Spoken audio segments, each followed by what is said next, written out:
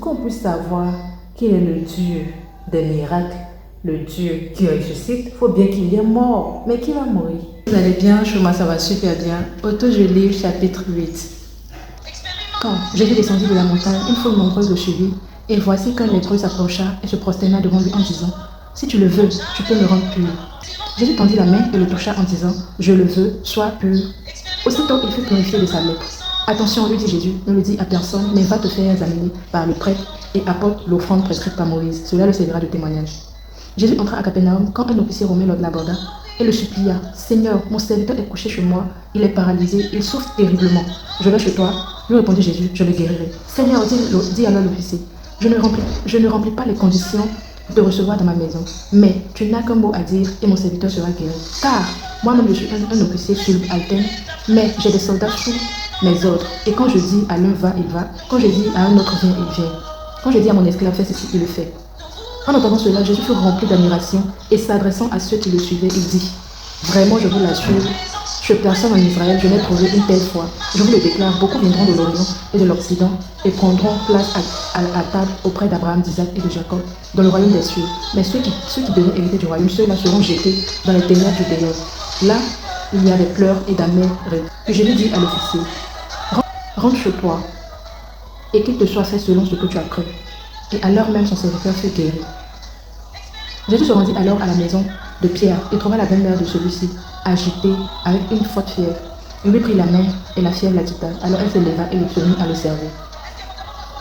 Le soir venu, on lui amena beaucoup de gens qui étaient sous l'emprise de démons. Par sa parole, il chassa ses esprits mauvais. Il guérit aussi tous les malades. Ainsi s'accomplit cette parole du prophète Ésaïe. Il s'est chargé de nos infirmités et il a porté nos maladies. L'engagement total des disciples. Lorsque Jésus se vit entouré d'une foule nombreuse, il donna ordre à ses disciples de passer de l'autre côté du lac.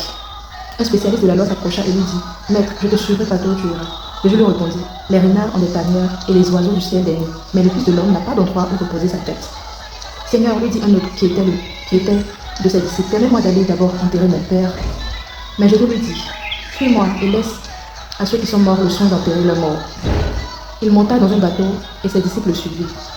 Tout à coup, une grande tempête se leva sur le lac et les vagues passaient par-dessus le bateau. Pendant ce temps, Jésus dormait.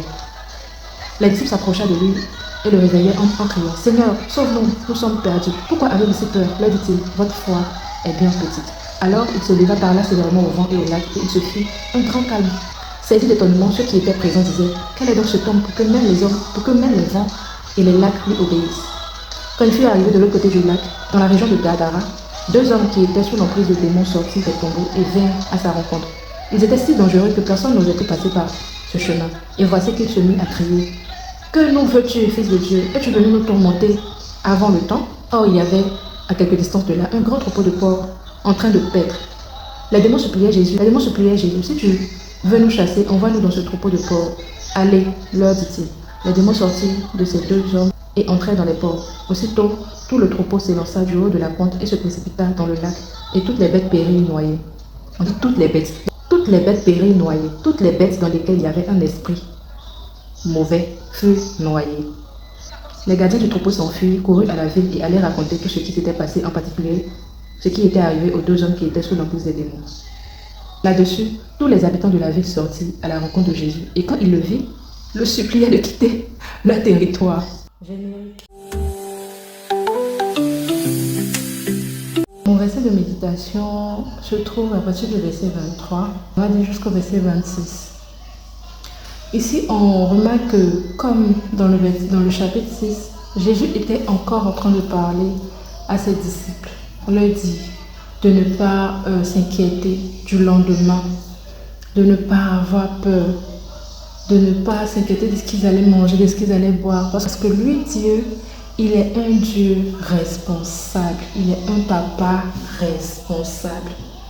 Plusieurs parmi nous, avant de parler même des parents, je veux parler des chrétiens, plusieurs parmi nous, les chrétiens, convertis, s'il vous plaît, sommes encore en train de nous inquiéter. Jésus nous traite de païens. Dans le chapitre 6, il dit païens, ce sont des païens qui se préoccupent de tout ce dont vous êtes en train de vous préoccuper. Tout ce que lui nous demande, c'est de chercher le royaume des cieux. Matthieu 6, 33. Il dit cherchez premièrement le royaume des cieux et tout vous sera donné par-dessus tout. pour parler de moi, on peut dire que jusqu'à là maintenant, parce que je pense que j'ai compris, hein, il y a une classe que je redoublais à chaque fois. Parce qu'avec Dieu, oui, avec Dieu, c'est des classes. Avec Dieu, c'est des classes. C'est un enseignant, c'est un professeur. Donc, quand tu nais, il t'apprend des choses avant que tu arrives à accomplir ta destinée. Il t'apprend des choses. Et si tant que tu ne comprendras pas quelque chose, il te fera reprendre cette chose-là. Et s'il y a l'un des cours que moi, Miss SSB, j'ai redoublé là, c'est le cours de la confiance. Oh, j'avais fini avec m'inquiéter. Je m'inquiétais, mais de malade, quand il y a tel problème, j'oublie que Dieu est celui-là qui a multiplié le pain hier. Je commence à m'inquiéter. Et je vous assure, je pense qu'en cette année 2026, Dieu m'a fait grâce. J'ai validé cette classe-là parce que je ne dis pas que je suis arrivée là où je dois être, mais je sais quand même lui faire confiance. Je sais ne plus m'inquiéter quand il y a le besoin. Donc je reviens sur mes mots. Le Seigneur s'est rendu compte que les disciples n'avaient pas encore compris que lui, qu'il y a beaucoup de choses qui étaient un gain pour lui. Multiplier le pain, calmer la tempête, ça c'était rien même. Il n'avait pas compris en fait qu'il ne devait pas s'inquiéter. Il leur dit, mais pourquoi avez-vous si peur? Ce que moi j'ai retenu ici, c'est de dire à quelqu'un, tu n'as pas à t'inquiéter. Et que les épreuves c'était des choses, c'est une chose normale. Avoir des épreuves, abonne-toi, commente et puis surtout partage. Si tu es sur TikTok, république. Merci.